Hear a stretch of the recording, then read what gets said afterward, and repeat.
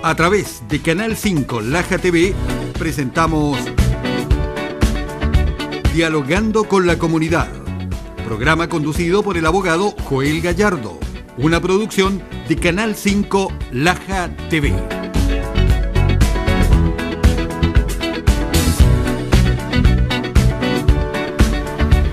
¿Cómo están? Bienvenidos a un nuevo programa, Dialogando con la Comunidad. Recuerde, puede seguirnos a través de distintos medios, Canal Laja TV, YouTube también. Bueno, hoy día vamos a entrevistar a una persona que está jugando un papel bastante relevante en esta comuna en este momento. En su momento se va a contar por qué. Ha venido estos días a hacer una visita especial a la comuna de Laja, específicamente al juzgado de garantía y letras de la comuna de Laja, a presentar una querella. Pero eso vamos a irlo dejando al final para efecto de ir abordando de lo general a lo particular. Voy a presentar y dejo con ustedes a Valentina Medel, quien es la directora regional del Servicio Nacional de la Mujer y Equidad de Género. Sí. Valentina, ¿cómo está? Muy bien, muchas gracias por la invitación.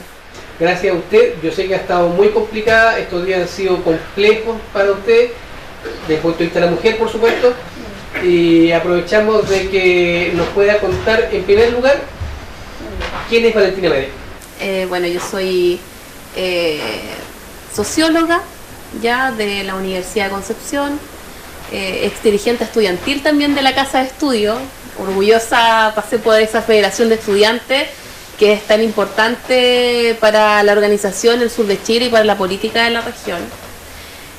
También soy la persona más joven que actualmente está en el gabinete del intendente Rodrigo Díaz. Ya asumí este cargo en el año 2014, gustosa porque lo que me había desempeñado en la vida siempre tenía que ver con los temas de los derechos de las mujeres, los derechos sexuales y reproductivos y también los derechos de la diversidad sexual. Por lo tanto, cuando se me comunicó de parte del intendente y la ministra que se me invitaba a participar de este proyecto de la presidenta Michelle Bachelet para poder sacar adelante la agenda de género, ya una agenda de derechos que se había comprometido, que se comprometió la presidenta a cumplir durante su mandato, gustosa y orgullosa quise participar. Así que desde el año 2014 me he desempeñado como directora regional del Servicio Nacional de la Mujer y ahora Equidad de Género. Tenemos apellidos, nuevo apellido también gracias al proyecto de la presidenta Michelle Bachelet. Valentina, ¿cuál es el rango que tiene hoy día el Servicio Nacional de la Mujer y Equidad de Género? Bueno, es importante destacar que este servicio, el Servicio Nacional de la Mujer y de la Mujer primero, nace en el gobierno del presidente Elwin, por más que nada las demandas sentidas de las mujeres de los años 80, ya las mujeres organizadas, aquellas que salieron a la calle a preguntar dónde estaban sus hijos, dónde estaban sus hermanos, dónde estaban sus maridos, dónde estaban los desaparecidos, y que se sorprendieron en la calle protestando, arriesgando su vida finalmente, y dijeron, chuta, estamos aquí en la calle arriesgando nuestra vida para recuperar una democracia que esencialmente, históricamente nunca ha sido para las mujeres. Y en ese tiempo, en los años 80, estas mujeres organizadas plantearon una frase que hasta ahora es vigente, ya que dice más democracia en el país, pero también más democracia en la casa, ¿ya? Y a partir de ese movimiento de mujeres que visibilizó la situación de las mujeres en el país, la situación de las mujeres en base al acceso a la democracia, al acceso a los cargos de decisión, al trabajo, ¿cierto?, a la violencia, etcétera, el presidente Elwin crea la ley para la creación del Servicio Nacional de la Mujer, y que ha sido muy importante durante todos estos años porque ha podido visibilizar y poner en la palestra pública los asuntos de género, lo que nos pasa con las mujeres cuando vamos a pedir trabajo, cuando somos las mujeres las principales cuidadoras de los niños y las niñas, cuando tenemos que constantemente conciliar nuestra vida familiar y laboral, cuando también vivimos violencia en las cuatro paredes de la casa, cuando tampoco podemos acceder a un plan de salud al mismo precio que un varón que tiene la misma edad de nosotros, cuando se nos cuestiona, ¿cierto?, el tener útero cuando uno va a pedir un plan de salud al ISAPRE, por ejemplo. Y todos esos problemas, y sobre todo el tema de la violencia, ha sido esta institución, digamos, el Servicio Nacional de la Mujer, la que ha visibilizado, por supuesto también en conjunto con todos los movimientos sociales, ¿cierto?, de mujeres que han instalado las problemáticas de género como un asunto político en el fondo. Lo que nos pasa a las mujeres, lo personal, digamos, es político. Así que, pero en base a la agenda de la presidenta Michelle Bachelet, de lo que ella se ha comprometido, este servicio tenía un rango ministerial, ya significa que la ministra participa en el gabinete de la presidenta, en el gabinete de ministros, tiene el rango ministerial, es ministra del Servicio Nacional de la Mujer y la Equidad de Género, y todas las directoras somos Seremi directora, ¿ya?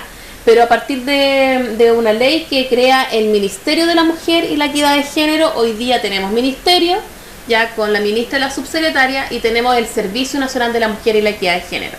¿Y por qué esto es tan importante? Porque este proyecto de la presidenta es tan importante porque pone los asuntos y las problemáticas, las inequidades, brechas y barreras y discriminaciones de género como un asunto principal, como un asunto de política pública, donde efectivamente hay más recursos ya y se pueden focalizar de acuerdo a lo que el ministerio quiera dar énfasis, ¿cierto?, para poder solucionar estas problemáticas. Ya no es un asunto netamente de las mujeres, sino que es un asunto del Estado. Muchas veces estoy preguntando una perogrullada, pero la pregunto igual, porque muchas veces cuando se conversa estos temas, nos falta el varón que dice, oye, pero si, ¿por qué el Ministerio de la Mujer si no hay un Ministerio del Hombre? Sí. Y yo la respuesta de un claro, usted se la cuente, por favor. No, sí, es frecuente.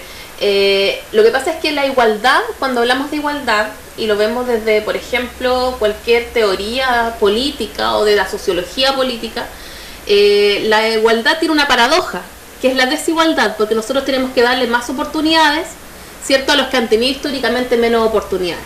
Por lo tanto, no podemos dar la misma oportunidad a todos porque en ese caso nunca vamos a emparejar la cancha. Entonces la igualdad tiene esta paradoja que es la desigualdad. Entonces las mujeres históricamente hemos estado ajenas, ¿cierto?, mucho después que los varones a nuestros derechos civiles. Votamos después que los varones, mucho tiempo después, todavía no cumplimos ni un siglo de que votamos, ¿cierto? Seguimos el derecho a voto universal el año acá 49 en Chile, ¿cierto?, que es más o menos el mismo proceso que hubo en otros países en el mismo continente. Las mujeres tuvimos que salir a la calle para pelear nuestro derecho a la educación, ¿cierto? Las mujeres se organizaron y crearon el decreto Amunátegui, que da el derecho a la instrucción a las mujeres, porque las mujeres no podíamos acceder a la universidad. Nuestro derecho sexual y reproductivo, ¿cierto? Cuando nació esta píldora tan importante como la píldora anticonceptiva, las mujeres tuvimos que organizarnos para salir a la calle y lograr que se democratizara el acceso a esta píldora anticonceptiva para poder decidir cuántos hijos queríamos tener y con cuánta periodicidad, ¿cierto?, los queríamos tener. Entonces, los derechos de las mujeres siempre han sido mucho más atrasados, ¿cierto?, nuestros derechos civiles, que los varones, y han sido consecuencia de la movilización de las mujeres. Por lo tanto, históricamente las mujeres hemos estado en desventaja, ¿ya? Da la impresión de que el hombre nace con derechos y la mujer tiene que ganárselos. Claro, eso es como, y eso es lo que la historia ha demostrado finalmente, en que las mujeres hemos tenido que visibilizarnos como sujetas de derechos. Y hemos tenido instituciones, ¿cierto?, en distintos países, porque no es solamente acá en Chile donde existe un CERNAM, un Servicio Nacional de la Mujer, sino que en otros países también existe un Ministerio de la Mujer, porque en el fondo se entiende de que las mujeres, a pesar de que somos más del 50% de la población, no somos un grupo no somos una minoría, sino que somos un grupo mayoritario, ha estado históricamente excluida de los derechos civiles. Por eso nacen distintas instituciones que tratan de emparejar la cancha en relación de hombres y mujeres, para poder en el fondo dar más oportunidades a las mujeres para poder acceder a los distintos derechos, en el fondo, que el derecho al trabajo, el derecho a la salud, ¿cierto?, el derecho a la vivienda, y eso se canaliza en el Estado, ¿cierto?, a través de distintos tratados internacionales, además, que nos permiten avanzar en estas materias. Me llama la atención, porque hoy día, bueno, estamos en el siglo XXI, año 2016, parece que nadie serio pudiera pensar que existe una diferencia entre el hombre y la mujer, pero claramente hay, porque si no, no existiría el ministerio. Yo creo que si no, no tendríamos a Donald Trump de presidente en Estados Unidos. O sea, un discurso claramente misógino, de odio hacia las mujeres, de tratarlas como objetos sexuales, ¿cierto? Un objeto pasivo que tiene que estar al servicio de él, porque es un poderoso, ¿cierto? Y lo ha dicho públicamente, y que esa persona sea presidente, en el fondo, de una potencia mundial como Estados Unidos, nos dice que efectivamente al mundo le falta mucho por avanzar en temas de equidad de género. Esos discursos de odio son los que crean discriminaciones hacia las mujeres, ¿cierto?, Y cuando nosotros, y se traduce en algo tan simple como transitar nosotras por la calle. Cuando transitamos por la calle, este espacio público no es igual para un hombre y una mujer, ¿cierto? Nosotros nos exponemos a distintos tipos de acoso, en el fondo, en la calle, que es totalmente injusto y que viene de esta discriminación de creer, ¿cierto? Este estereotipo de creer de que las mujeres somos un objeto, ¿cierto? Que estamos al servicio, y si estamos en la calle con mayor razón, y si estamos solas con mayor razón, ¿cierto? Y si te agarraron, dieron un agarrón en la calle, ¿cómo estabas vestida así, ¿cierto? Además se nos culpabiliza de la misma. ¿Cooperan en eso? Incluso porque la violencia, o sea, el machismo es transversal. Muchas mujeres hacen comentarios respecto de, o sea, cómo andaba vestida, por ejemplo. Claro, porque el machismo es transversal, o sea, es algo que se reproduce culturalmente. Entonces, hombres y mujeres somos machistas. No es separado, no es porque sea mujer, a veces encontramos mujeres que son incluso más machistas, pero es porque hay una cultura que reproduce ese machismo. Y si mi abuela, mi mamá, ¿cierto? Y la que estaba antes, tenían estas creencias en que las mujeres éramos netamente un ente relegado al espacio doméstico, ¿cierto? Obviamente yo voy a creer que eso está bien, porque me lo enseñaron así. Lo importante es ir creando con la educación y la sensibilización en que las mujeres somos mucho más que madres esposas, somos madres, somos esposas, somos felices de generar estos roles, somos cuidadoras también, pero también somos trabajadoras, también somos sujetas de derechos, y también tenemos derecho a decidir, y también tenemos derecho a participar en la vida pública y en las decisiones del país. Cuesta entender, sin que hagamos un análisis político, por supuesto, pero efectivamente, como señala Donald Trump, tiene un discurso misógino, y hoy día estamos hablando de un país desarrollado, un país culto, y pese a ese discurso misógino sale electo. ¿Las mujeres no se organizaron o ahí se demuestra justamente que la voz de ella vale menos? Yo creo que el fenómeno de Donald Trump, que es un fenómeno que se ha repetido, o sea, primero fallaron todas las encuestas había y por haber, un fallo total de la encuesta ya está diciendo que no están proyectando nada, ¿cierto? Además hay una desconfianza instalada a través de las redes sociales, o sea, las redes sociales no están tampoco siendo partícipes de nada, ni indicador de nada, ¿cierto? Y tenemos también un discurso en el fondo misógino, racista también, que estaba muy dirigido a, no sé, una población específica de Estados Unidos, ¿cierto? Y que yo siento que eso tiene que ser objeto de un análisis mucho más profundo. ¿Qué está pasando en Estados Unidos con ese discurso misógino, pero también racista, anti-latinoamericano, ¿cierto? Anti-latino en general. Anti-todo, ¿cierto? Y que son, si lo queremos ver de alguna forma, son discursos que nacieron también en otras épocas post-crisis económica, como en Alemania. O sea, estos periodos post-crisis económica facilitan o en el fondo propician el desarrollo de discursos fascistas como el de Donald Trump. Entonces hay un componente histórico, pero también un componente en que en Latinoamérica, lo que pasó en Colombia, por ejemplo, con el Acuerdo de Paz, también es un indicador, ¿cierto?, de que hay que buscar nuevas estrategias para encantar a la población, pero también considerar el componente de la crisis económica, que en el fondo propicia el surgimiento de estos discursos de odio. Volvamos a Chile ahora. Sí. Volvamos al Ministerio de la Mujer, porque estamos hablando que la violencia es una parte de lo que sufre la mujer, pero es más amplio, hablamos de desigualdad. ¿Qué programas tiene el Ministerio para efecto de igualar esta cancha que obviamente está dispareja hace mucho tiempo? Sí, nosotros tenemos distintas áreas de trabajo. Tenemos un área de mujer y trabajo, donde tenemos el programa Jefas de Hogar, que está aquí específicamente en Laja y en varias comunas de la provincia de Biobío, y en la región están 32 comunas de 54, y que trabaja la inserción laboral de las mujeres, ¿ya? No solamente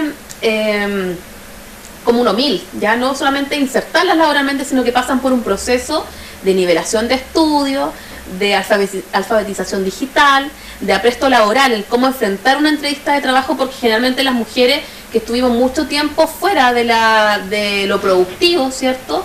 Es porque criamos, es porque tuvimos hijos jóvenes, etcétera, nos dedicamos a la crianza, pero llega un momento en que nosotras queremos salir efectivamente a la vida productiva, pero hay muchas herramientas que nos quedamos atrás porque el mundo del trabajo es cada vez más complejo.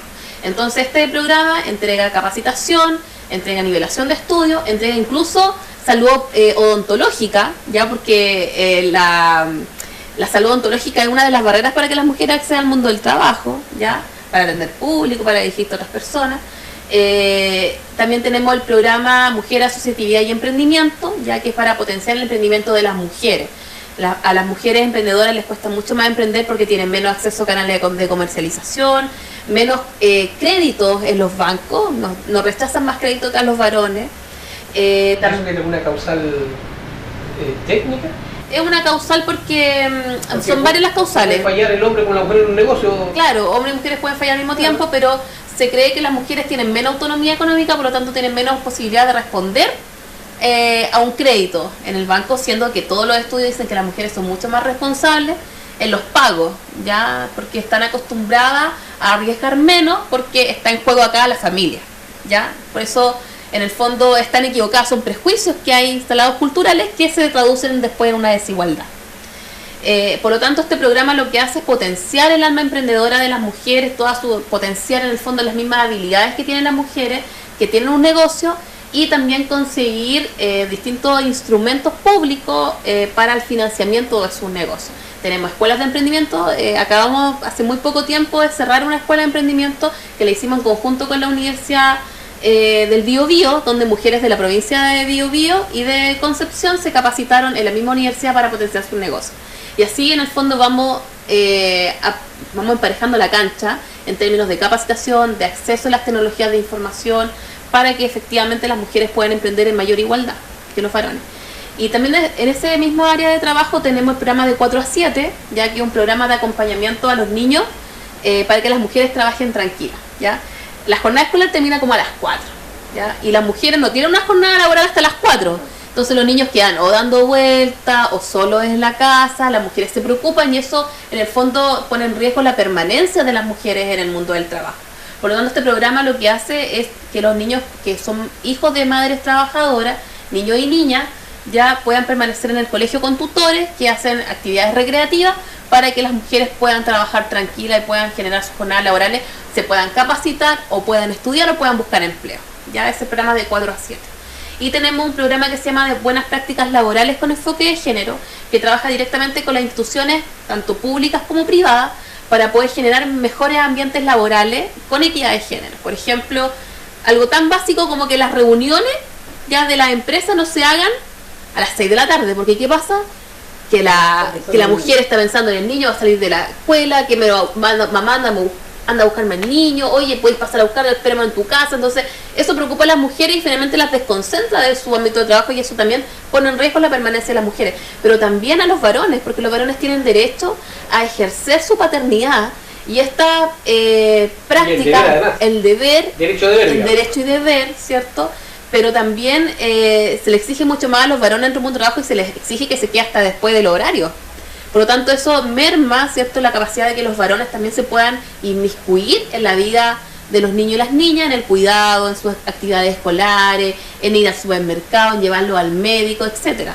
Por lo tanto, cuando hablamos de equidad tiene que ser parejo, tiene que ser para hombres y para mujeres, y los ambientes laborales tienen que considerar de que hombres y mujeres tienen que inmiscuirse en la vida familiar. Lo que señala es muy bonito, pero hay un tema aquí que yo quiero tocar, lo siguiente.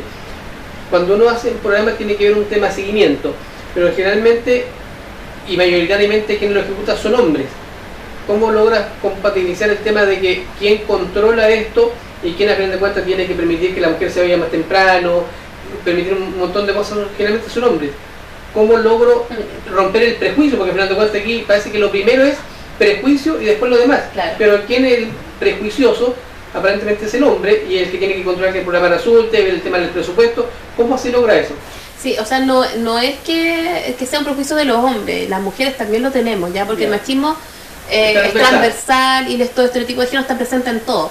Pero nosotros tenemos una norma, la norma 3262 de equidad de género, que es una norma del Instituto Nacional de Normalización, una norma chilena, en la cual le pedimos a las empresas que se someten a esa norma.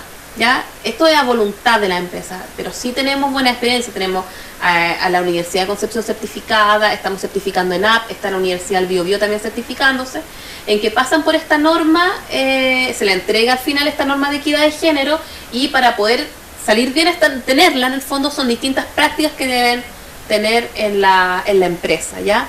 esto obviamente es un trabajo de hormiga, ¿ya? Porque implica también mucha sensibilización y mucha capacitación para romper específicamente estos mitos, ¿ya? Pero es un trabajo que nosotros hacemos porque entendemos de que nuestra institución trabaja por el cambio cultural, ¿ya? Efectivamente tenemos que responder a las cosas urgentes, pero lo final y nuestro objetivo final es la transformación cultural para poder mejorar la calidad de vida de hombres y mujeres.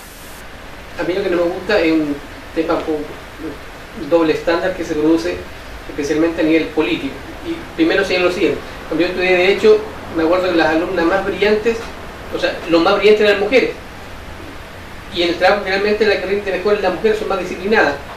Pese a eso, todavía no logramos tener, yo no creo que sean 60 hombres y mujeres, pero hoy día todavía se ve que hay muy pocas mujeres en el Parlamento, porque la mujer tiene poca capacidad política o porque derechamente los partidos se las ingenian para que sean los hombres los electos.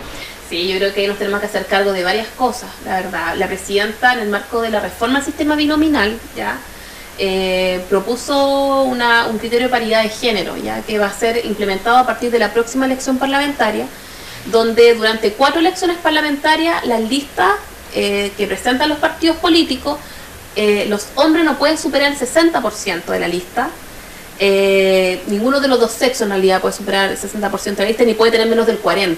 Entonces es una tremenda oportunidad para que las mujeres puedan medirse electoralmente y permitirles ser candidatas, porque nos tenemos que hacer cargo primero de que existe algo cultural en que el liderazgo, como los varones dominan el ámbito público, ya, porque han sido siempre líderes, porque han sido siempre diputados, porque son siempre los padres proveedores los que salen de la casa a trabajar, dominan este espacio público. El liderazgo culturalmente siempre lo asociamos con algo masculino, ¿ya?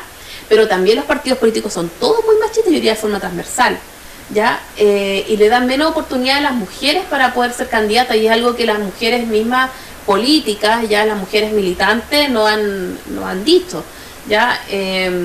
Además, cuando tú estás en ese espacio tienes que probarte más que un varón, o sea, tienes que demostrar, si eres mujer y estás en esto, tienes que demostrar que tú tienes capacidades, que tienes poder de negociación, que lo puedes hacer mejor, que puedes, etcétera. O sea, no olvidemos todo ese espacio de cuestionamiento que se hizo a Camila Vallejo cuando llegó con su hija al Congreso, ¿cierto? Un ataque, pero totalmente misógino, cuando efectivamente hay mujeres que llevan a los niños al trabajo. Ahora, peor si le da pecho. No, ahí es ya más una discriminación hacia una mujer que da pecho de una forma pública, o sea, como si fuera, no sé si alguno de las personas come en el baño, porque dicen, anda al baño, no sé si alguno de nosotros come en el baño, ya, porque está alimentando en el fondo a otro ser humano. Pero me parece importante que este criterio de paridad se pueda empezar a implementar. Yo siento que vamos a ir de menos a más. Las mujeres somos más del 50% de la población en Chile, por lo tanto tenemos un 16% en el Parlamento. Necesitamos efectivamente, no por algo solamente de participar, no solamente por estar ahí, sino porque las miradas de las mujeres tienen otras experiencias. La experiencia de vida de las mujeres es distinta, hombres y mujeres somos distintos. ¿Ya? Lo que queremos es, somos distintos, no significa que uno sea mejor que el otro, somos diferentes porque pensamos, vivimos y sentimos de forma distinta, pero eso no significa que tengamos que tener distintas oportunidades, tenemos que tener las mismas oportunidades. Y yo creo que la mirada de las mujeres, de forma transversal, mujeres de todos los ámbitos, de todos los colores políticos, tienen que contener su mirada, y ahora esperamos siempre, obviamente, que esa mirada sea con perspectiva de género, que sea para que las mujeres puedan avanzar y podamos generar efectivamente espacios de creación de buenas políticas para que las mujeres podamos seguir avanzando. Si no lo hacemos, por ejemplo, si la presidenta no hubiese presentado este criterio de paridad, nos demoramos 80 años en, más o menos lo que estima la ONU, 80 años en tener un parlamento que sea más o menos igual entre hombres y mujeres en Chile. O sea, no sé si yo quiero 80 años más, pues no voy a estar viva. Entonces, mi hija, a lo mejor mi nieta va a ver esa igualdad, yo creo que lo tenemos que esperar. Y me parece que es súper interesante, vamos a esperar en el fondo lo que pasa con el próximo año con las listas parlamentarias, donde efectivamente vamos a tener, ahora en las municipales yo creo que quedó más que claro, efectivamente acá en la región tuvimos una baja de mujeres alcaldesas, bajamos de 6 a 2, ya de 54 comunas, me parece que es malo. Me parece que efectivamente es para dar la discusión si necesitamos mecanismos de acción positiva también dentro de las elecciones municipales. Sí, porque acá es importante que ustedes, como son inteligentes, porque echa la ley y echa la trampa. O sea, si la norma no queda bien hecha, el grupo de políticos se la va a ingeniar para parecer como cumpliendo, pero en el fondo no va a cumplir. Claro. Y ahí tienen que estar ustedes agudamente preocupándose de que eso efectivamente Claro. se fiscalice. Claro, que llegar que sean mujeres que efectivamente puedan ser electas. No llevar cupos para rellenar, sino que efectivamente mujeres que puedan, que tengan asidero comunitario, que sean dirigentes, mujeres que tengan interés, que tengan en el fondo alguna proyección comunitaria, que tengan liderazgo. Y que efectivamente también a esta mujer no se les deje sola, que se le ayude a armar equipo, que se le ayude a armar estrategia. Para eso necesitamos que los partidos políticos también capaciten a las mujeres, que generen y transfieran ese conocimiento de cómo enfrentar políticamente una campaña en el territorio, que nos permita efectivamente acercarnos lo más posible a la comunidad con estos liderazgos de mujeres, en el fondo que son liderazgos distintos a los de los varones, que eso es también válido y que necesitamos también nos representen en ese espacio. Emily, Chile, si bien es un país pequeño, no somos desarrollados, pero tenemos prácticamente ya tasa de nacimiento de país desarrollado, o sea, estamos envejeciendo como sociedad. Hay un grupo que hoy día dice nomás AFP y logrando presión respecto a la ISAPRE, que efectivamente la mujer es bastante más cara que el hombre. ¿Por qué ustedes no se organizan de una manera fuerte también? Porque obviamente si uno lo ve desde el punto de vista objetivo hay una desigualdad que no corresponde, o sea, se castiga a la mujer por ser mamá y resulta que la mujer es la que genera una nueva vida. Por lo tanto, ¿por qué encuentro que hay una facilidad de usted respecto de la ISAPRE? No tengo nada contra la ISAPRE, pero me da la impresión de que hay un No, si tiene no, mire, la presidenta, bueno, puso el fin a la preexistencia del embarazo en la ISAPRE. Eso significa que ya no tienen que preguntar con útero sin útero cuando uno va a pedir un plan de salud. Pero sí nos queda la discusión actualmente de poder efectivamente, estamos esperando el resultado de la comisión que llamó la presidenta para poder reformar la ley de ISAPRE y que efectivamente en esa ley donde participó efectivamente nuestra ministra, den luces de cómo hacer que efectivamente la ISAPRE considere mucha más perspectiva de género. No puede ser de que el embarazo, que es una condición natural de todas las mujeres, inherente a nosotras, ya no sea considerado solamente un asunto privado, solamente de nosotras, sino que el embarazo es algo colectivo. Ya tenemos que asumirlo de forma colectiva porque nosotras damos cierta vida, reproducimos la cultura, reproducimos al país finalmente. Por lo tanto, eso no puede ser asumido solo por las mujeres, sino que tiene que ser asumido por los trabajadores, trabajadoras, empleadores, empleadores y por supuesto por el Estado.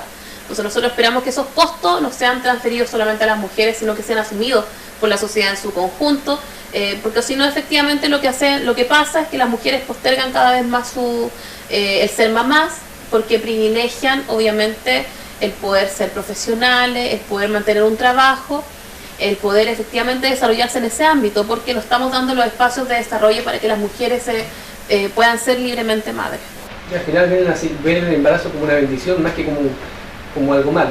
Claro, eso es lo que queremos ver, que el embarazo sea asumido socialmente, que sea algo colectivo y que sea algo positivo y no solamente algo que las mujeres tengamos que asumir solas. O sea, que se embarace la sociedad, digamos. Claro, que lo asumamos todos, sí. Empleadores, empleadoras, trabajadores, trabajadoras, y por supuesto que el Estado tiene que estar ahí. Por ejemplo, la presidenta hablaba de derogar un artículo del Código del Trabajo que establece que en las empresas cada 20 trabajadoras tiene que haber una sala cuna.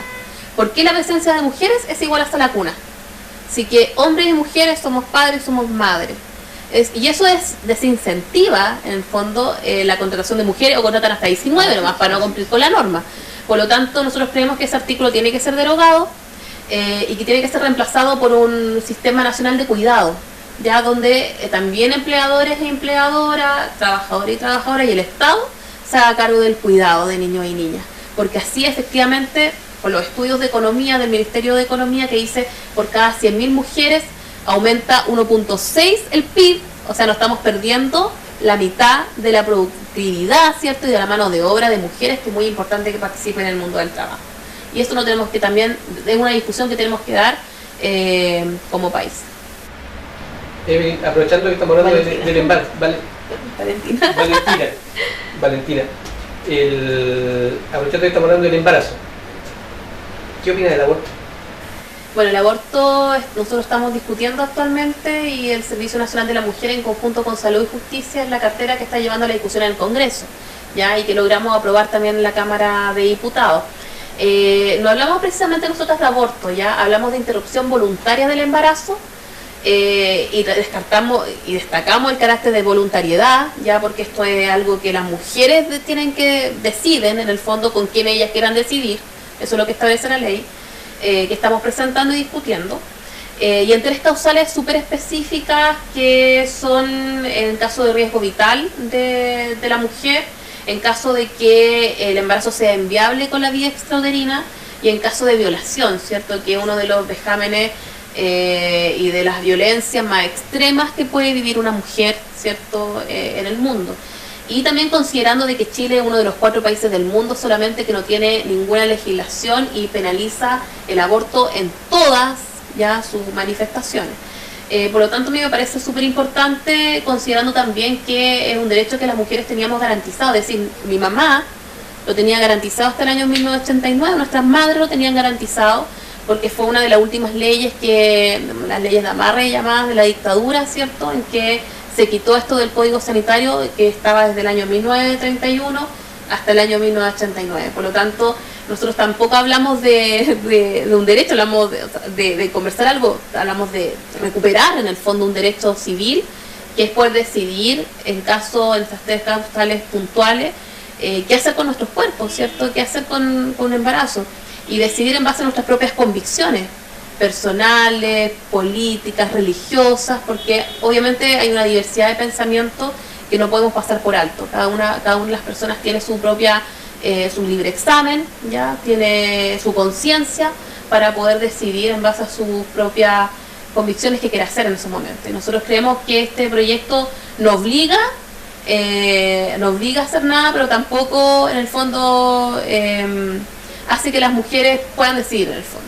No las obliga a hacer. Por supuesto, es como el divorcio, nadie obliga a divorciarse, claro, pero está la posibilidad.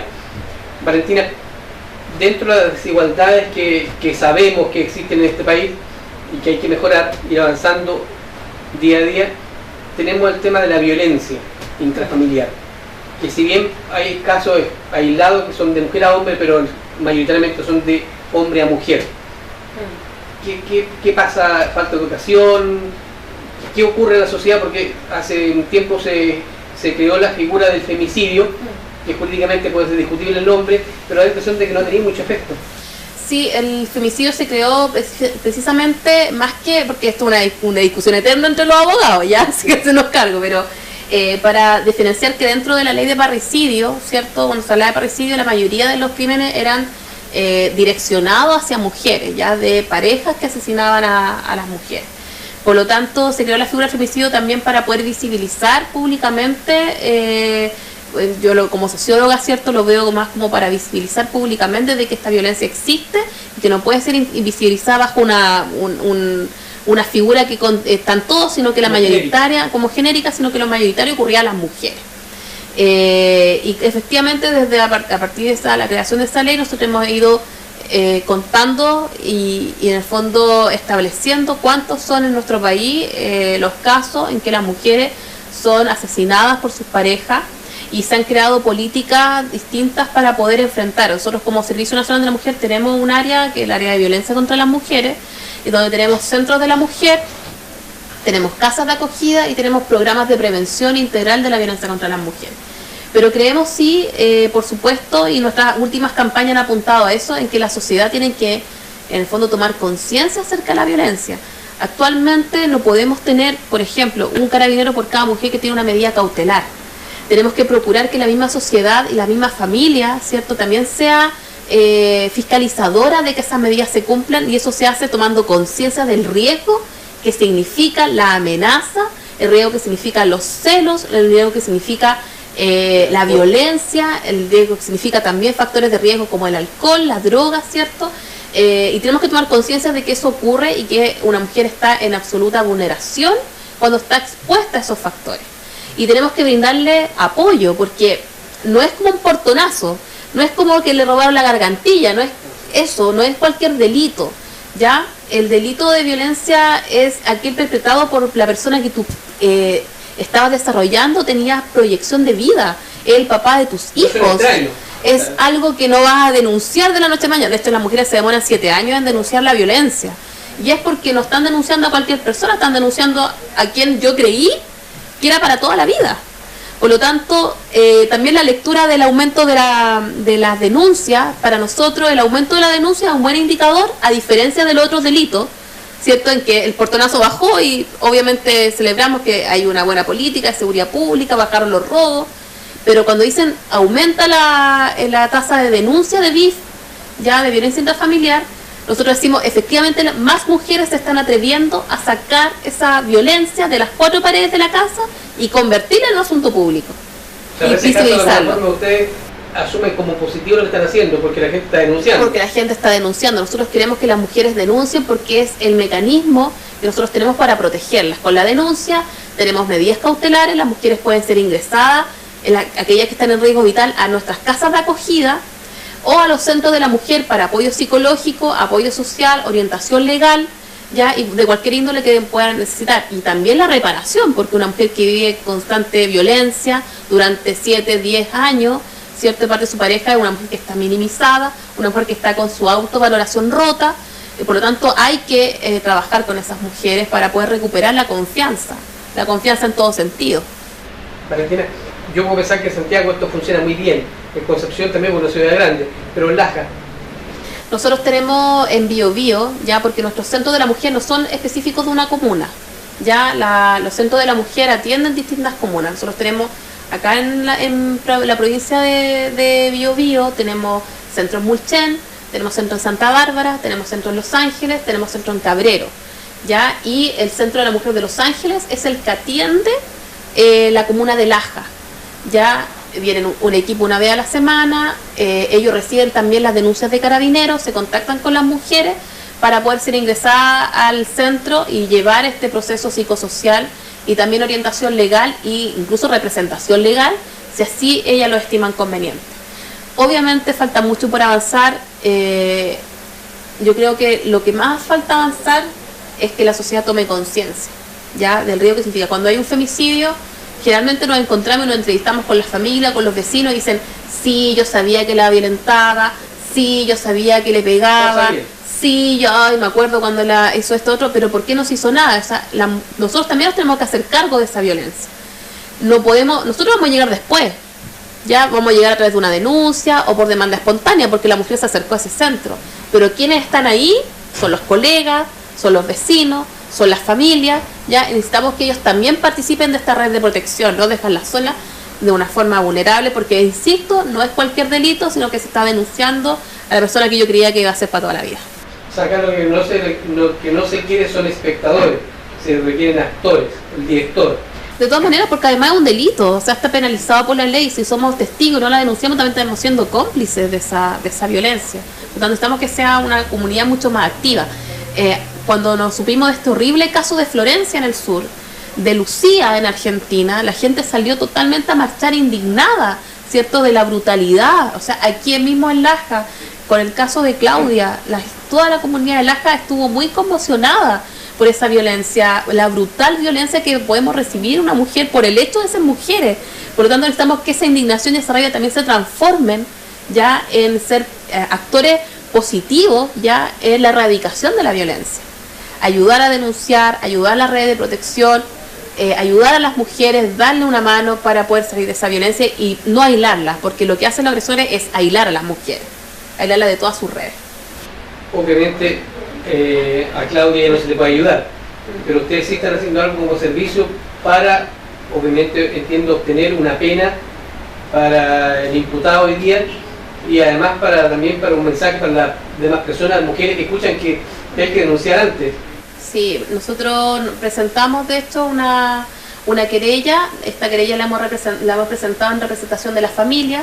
Significa que el Servicio Nacional de la Mujer y la Equidad de Género va a actuar como representante de la familia en este proceso judicial. Nosotros hemos calificado el hecho de este brutal asesinato de Claudia como el 5º femicidio de la región, a pesar de que los hechos no están esclarecidos y nosotros en nuestra querella pedimos esclarecerlo.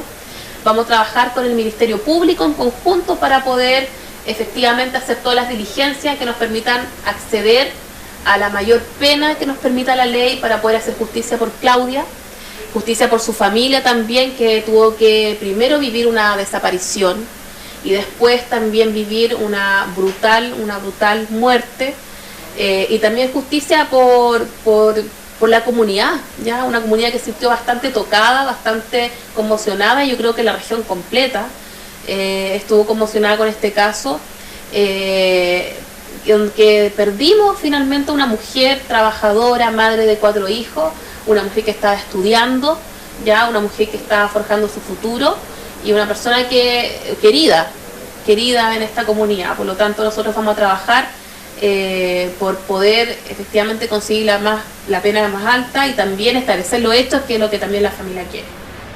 Valentina, desde el punto de vista de la educación, porque ya el adulto que tiene sus mañas difícilmente va a cambiar, pero porque se discutió acá en Chile hace poco de educación cívica sí, que no, que filosofía sí, no.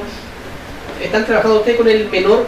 ¿Por qué digo? Que hace un par de días atrás llegó por Facebook un video donde un niñito italiano lo entrevistaban, ponían una niñita italiana también, y ellos no estaba en su razón golpear a la niña, darle una cachetada. Pero acá algo pasa, porque yo me imagino que ningún niñito tampoco chileno, lajino, de San Rosendo va a pensar golpear a una mujer, pero algo pasa en el trayecto del crecimiento de la vida que se produce esa violencia. Pero ustedes están trabajando también un poco para fortalecer respecto a los menores. Sí, nosotros, tenemos primero un programa integral de prevención de violencia contra las mujeres que trabaja en capacitación a distintos grupos de interés, ya Carabineros, la PDI, a educadores, educadoras, trabaja con dirigentes y dirigentes sociales para poder formar monitores contra la violencia. Ya, esta es una tarea titánica, es una tarea que no puede ser responsabilidad de un solo servicio, ya tiene que ser esta perspectiva de género, y todas las personas que educan tienen que integrar en el fondo la perspectiva de género cuando tratamos con niños y niñas. Y en ese sentido la ministra está trabajando en el marco también de la reforma educacional en poder integrar en todos los planes de estudio una educación no sexista, ya que es como la base un poco de la discriminación. Cuando empezamos a discriminar desde pequeños, le decimos a los niños que hay colores para hombres y mujeres, que hay juegos para hombres y mujeres, que hay materias para hombres y mujeres, después le decimos que hay carreras para hombres y mujeres, y después que hay roles que cumplir en la sociedad de hombres y mujeres. Por lo tanto, no podemos cerrar a los niños, no podemos limitarlos a su creatividad, y efectivamente nos damos cuenta de que las mujeres, se nos dice desde pequeñas que somos malas para las matemáticas, un poco, somos mejor para el lenguaje, ¿ya? O que los niñitos van a jugar a la pelota y las mujeres juegan con muñecas.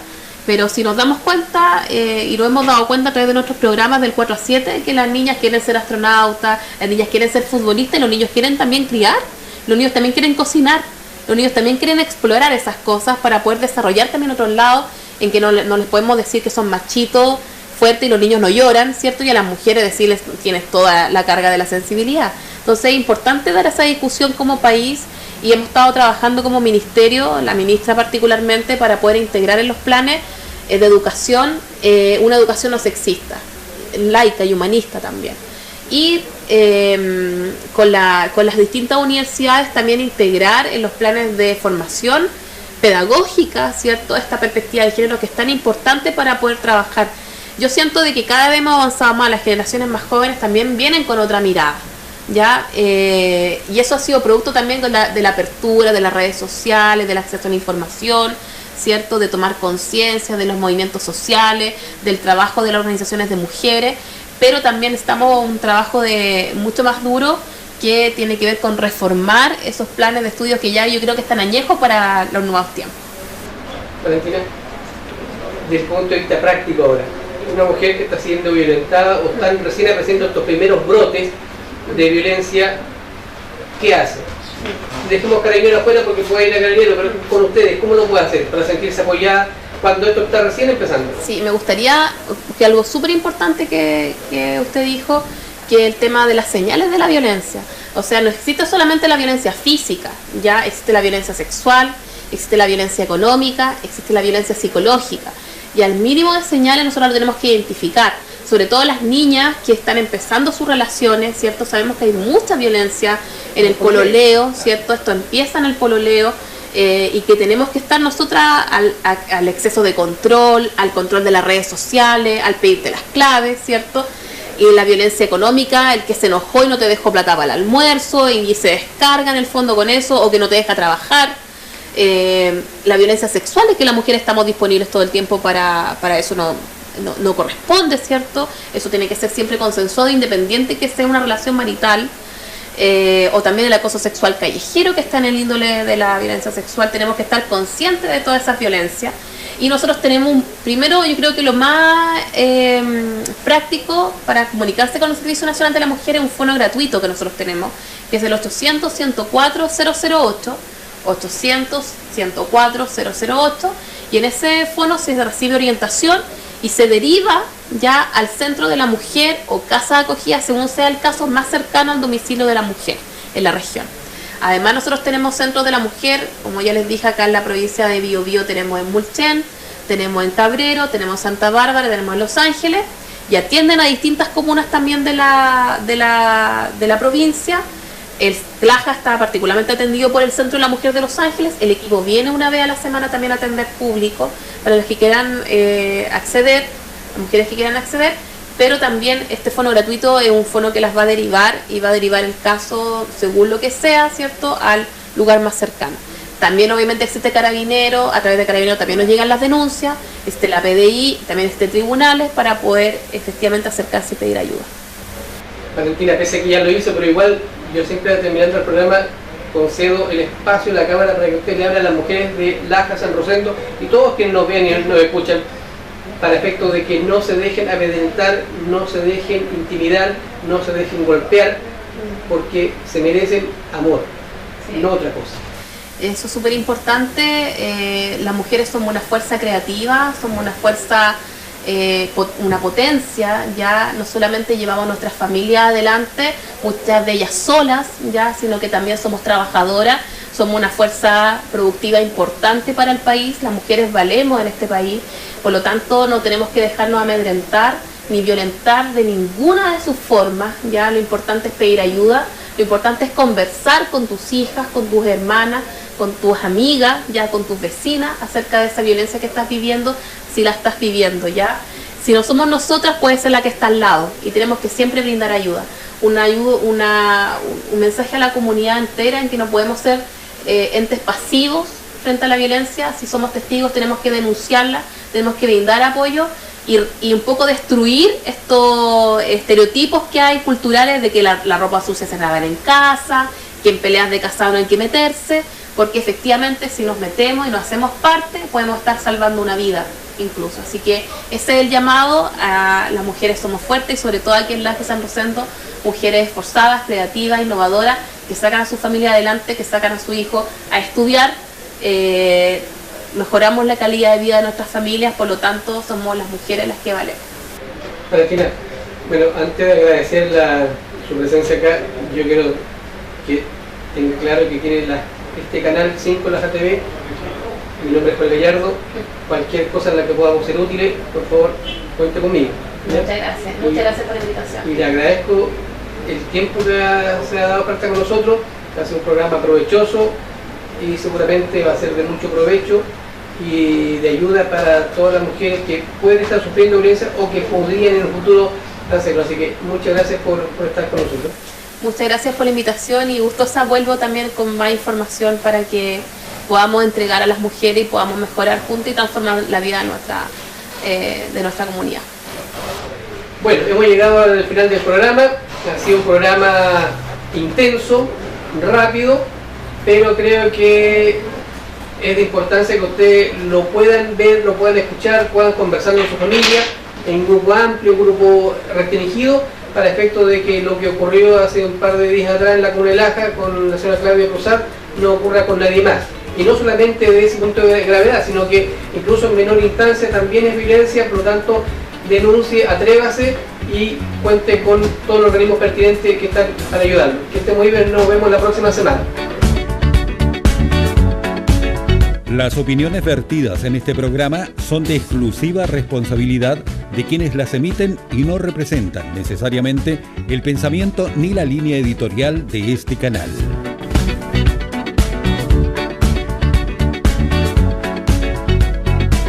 A través de Canal 5 Laja TV hemos presentado Dialogando con la Comunidad. Programa conducido por el abogado Joel Gallardo. Una producción de Canal 5 Laja TV.